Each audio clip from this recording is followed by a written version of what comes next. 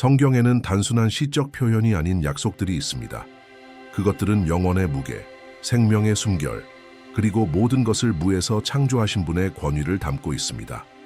그 약속 중 하나는 많은 사람들에게 잊혀졌고 일부에게는 경시되었으며 수많은 사람들에게는 알려지지 않았지만 이미 의사들이 불치병으로 여긴 질병들로부터 남성과 여성들을 해방시켜 왔습니다. 상상해 보십시오. 만약 당신이 이 약속이 지금 바로 접근 가능하다는 것을 알게 된다면 C.S. 루이스처럼 회의적인 마음을 가진 사람들에게조차 실제적이고 구체적이며 강력하게 이루어졌음을 목격했다면 어떨까요? 이것은 피상적인 낙관주의 이야기나 근거 없는 종교적 슬로건이 아닙니다. 이것은 말씀의 핵심으로 향하는 여정이며 그곳에서 진리는 조작될 수 없고 믿음은 고통의 불 속에서 시험받습니다. 한때 완고한 회의론자였던 C.S. 루이스는 단순히 신앙을 옹호하는 사람이 아니라 지존자의 약속의 능력이 실제로 작용함을 인정한 사람이 되었습니다. 그는 보고 듣고 기록했습니다. 그리고 이제 당신은 의학적으로 이미 절망적이라고 여겨진 사람들에게까지 이어진 이 약속에 대해 그가 드러낸 것을 알게 될 것입니다. 만약 당신이 이미 패배감을 느껴본 적이 있고 더 이상 희망이 없다는 말을 들어본 적이 있다면 이 영상은 당신을 위한 것입니다. 지금 구독하고 좋아요를 눌러주세요. 우리가 나누는 내용이 당신의 믿음을 다시 불태우고 희망을 회복하며 어쩌면 어떤 의사, 검사, 통계도 설명할 수 없는 무언가의 시작이 될 수 있습니다. 말씀에는 세대, 문화, 진단을 넘어선 약속이 있습니다. 그것은 과학에 의존하지 않고 숫자에 기댈 필요도 없으며 시간의 제약을 받지 않습니다. 창조주의 왕좌처럼 굳건히 서 있으며 그분에게서 비롯되기 때문입니다. 출애굽기 15장 26절에는 이렇게 기록되어 있습니다. 나는 너를 고치는 자니라. 이것은 제한이 아니며 가능성이 아니라 지존자의 단언입니다. 그러나 이 약속은 마법이나 자동적인 것이 아닙니다. 그것은 많은 사람들이 놓치고 있는 것을 요구합니다. 많은 사람들이 이 약속에 도달하기 위해 잃어버린 것은 경외, 순종, 그리고 살아있는 믿음이었습니다. 바로 이 영원한 약속과 인간의 한계 사이의 긴장이 루이스로 하여금 삶의 대부분을 투쟁하게 만들었습니다. 수년간 그는 믿음을 약한 자들을 위한 환상적인 위안으로 보았습니다. 그의 회의로는 가볍지 않고 강렬했습니다. 그는 연약하고 죽음에 처한 인간에게 관심을 가지는 창조자의 생각을 조롱했습니다. 그러나 바로 고통, 죽음, 그리고 영혼의 고난과 마주하면서 그는 자신의 논리로 설명할 수 없는 무언가를 깨닫기 시작했습니다. 그것은 끊임없이 조용히 그를 부르는 존재였습니다. 마침내 하늘과 땅의 창조주께 자신을 맡겼을 때 루이스는 감정이 아닌 깊은 이성으로 그렇게 했습니다. 그는 이 약속이 마법 같은 주문이 아니라 지존자의 거룩하고 공의로우며 사랑이 가득한 본성의 표현임을 깨달았습니다. 그는 지존자가 치유한다고 할 때 단순히 육체적 질병만을 의미하는 것이 아니라는 것을 이해했습니다. 그것은 불신, 교만, 모든 것을 통제하려는 욕망으로 병든 마음을 향한 것입니다. 그럼에도 불구하고 수년에 걸쳐 루이스는 의학의 모든 논리를 거스르는 사건들을 목격하기도 했습니다. 그는 더 이상 치료 방법이 없다고 여겨진 질병에서 해방된 사람들로부터 편지, 보고, 고백을 받았습니다. 거의 모든 증언에는 공통점이 있었습니다. 주변 상황이 아무리 부정적이어도 지존자의 약속에 대한 절대적 신뢰였습니다. 그 약속은 단순한 가능성이 아니라 진리로 받아들여졌습니다. 그리고 믿음의 비옥한 토양 위에서 초자연적인 일이 일어났습니다. 성경은 거짓말하지 않습니다. 하늘과 땅의 창조주도 거짓말하지 않습니다. 민수기 23장 19절에 기록되었듯이 지존자는 사람처럼 거짓말하지 아니하시며 인자처럼 후회하지 아니하시나니 말씀하시고 행하지 아니하시겠느냐. 약속은 현실입니다. 하지만 많은 경우 부족한 것은 믿고 순종하려는 마음입니다. 모든 것은 온 마음을 다해 지존자에게 의지할 때 시작됩니다. 많은 병자들의 해방은 바로 인간 보고서에서 눈을 떼고 생명에 대한 최종 권위를 가진 분을 바라볼 때 시작되었습니다. 하늘과 땅의 창조주가 자신이 바로 치유자라고 선언했을 때 그것은 인간의 자격에 기반한 조건부 보장이 아니었습니다. 그것은 그분 성품의 핵심을 드러낸 것입니다. 자비롭고 공의롭고 강력하며 또한 거룩하다는 것입니다. 그리고 그분의 약속은 거룩함과 분리될 수 없습니다. 이는 단순히 주문처럼 말을 반복하거나 치유를 마치 당연한 권리처럼 요구하는 것이 아닙니다. 그것은 언약 안에 들어가 지존자의 길을 걷고 온전히 경외와 순종 속에서 그분의 권위 아래 사는 것입니다. 이 차원은 많은 사람들에게 잊혀져 있습니다. 그들은 기적을 원하지만 기적의 하나님을 거부합니다. 치유를 구하지만 회개를 원하지 않습니다. 구원을 외치지만 하늘과 땅의 창조주와 멀어지게 하는 삶의 습관을 포기하지 않습니다. 그리하여 약속의 충만함을 경험하지 못합니다. 약속은 현실이지만 충실함과 연결되어 있습니다. 시편 103편은 이렇게 말합니다. 내 영혼아, 하늘과 땅의 창조주를 찬양하라. 그 은택을 잊지 말라. 그가 너의 모든 죄를 사하시며 너의 모든 병을 고치시는도다. 용서와 치유는 함께 갑니다. 그 사이에는 분리가 없습니다. 지존자는 치유하십니다. 하지만 그 시작은 바로 영혼에서입니다. 루이스가 수년간 철학적 논쟁과 회의론에 몰두한 끝에 깨달은 것은 바로 이것이었습니다. 믿음은 맹목적인 힘이 아니라 창조주의 성품에 대한 반응이라는 것입니다. 그는 믿음이 단순히 지존자가 행동할 수 있다는 것을 믿는 것이 아니라 그분이 누구신지를 아는 것, 그분의 공의, 진리, 뜻을 이해하는 것임을 이해했습니다. 그러므로 약속은 개인적인 욕망을 이루기 위한 열쇠로 다룰 수 없습니다. 그것은 지존자가 우리의 삶 속에서 그리고 우리가 그분의 길을 걸을 때 행동하시기를 원하신다는 계시입니다. 루이스에게 도달한 증언들 속에서 거의 항상 나타나는 패턴은 같았습니다. 의학적으로 포기된 말기 환자들이 말씀 속에서 믿음을 불태우는 약속을 발견한 것이었습니다. 그리고 그것은 막연한 믿음이 아니었습니다. 회개, 고백, 삶의 변화를 동반한 믿음이었습니다. 거래나 조건이 아닌 완전한 항복이었습니다. 한 남자는 루이스에게 편지를 써서 자신의 암이 회복 불가능하다는 사실을 알았을 때 단순히 치유만을 구하는 것이 아니라 창조주를 아는 데 마지막 날들을 바치기로 결심했다고 말했습니다. 그는 시편과 복음을 탐독하며 마음이 깨어진 채로 기도했습니다. 몇 주 만에 그는 단순히 치유된 것이 아니라 깊은 변화가 일어났습니다. 의사들도 설명할 수 없었습니다. 그는 아무것도 통제하려 하지 않았고 오직 지존자를 영화롭게 했습니다. 이것은 공식도 조작으로 복제되는 패턴도 아닙니다.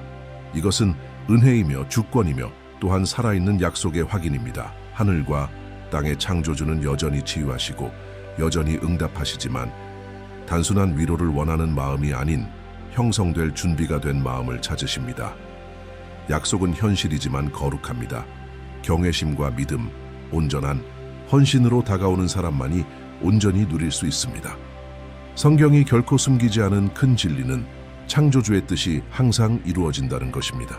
우리의 믿음이 아무리 강렬하고 우리의 간구가 아무리 진실하다 해도 지존자의 응답은 인간의 고집에 의해 형성되지 않고 그분의 완전한 지혜에 따라 이루어집니다. 치유의 약속이 아무리 영광스럽다 해도 그것은 신적 주권을 무효화하지 않습니다. 신명기 32장 39절에서 지존자는 이렇게 선언하십니다. 보라, 내가 있나니 나 외에 다른 신이 없느니라. 내가 죽이고 내가 살리며 내가 상하게 하고 내가 고치나니 내 손에서 구원할 자가 없느니라. 이는 그분이 개입하기로 결정하실 때 누구도 막을 수 없음을 의미합니다.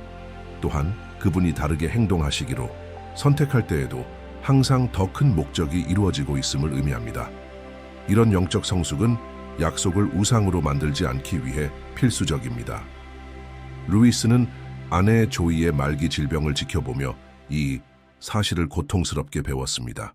그는 기도하고 간구하고 찾았지만 한동안 놀라운 호전이 있었음에도 결국 질병이 돌아왔고 그녀는 세상을 떠났습니다. 고통 속에서도 루이스는 믿음을 버리지 않았습니다. 오히려 그는 성경 속으로 더 깊이 빠져들며 하늘과 땅의 창조주께서 올바른 일을 행하셨음을 겸손히 인정했습니다. 그는 기도가 지존자의 팔을 비틀기 위해 존재하는 것이 아니라 인간의 마음을 그분의 뜻에 맞추기 위해 존재한다고 기록했습니다. 여기서 많은 사람들이 걸려 넘어집니다. 치유의 약속은 현실이지만 인간적 의미에서 절대적인 것은 아닙니다. 그것은 믿음으로 기도하는 모든 사람이 즉시 치유될 것임을 보장하지 않습니다.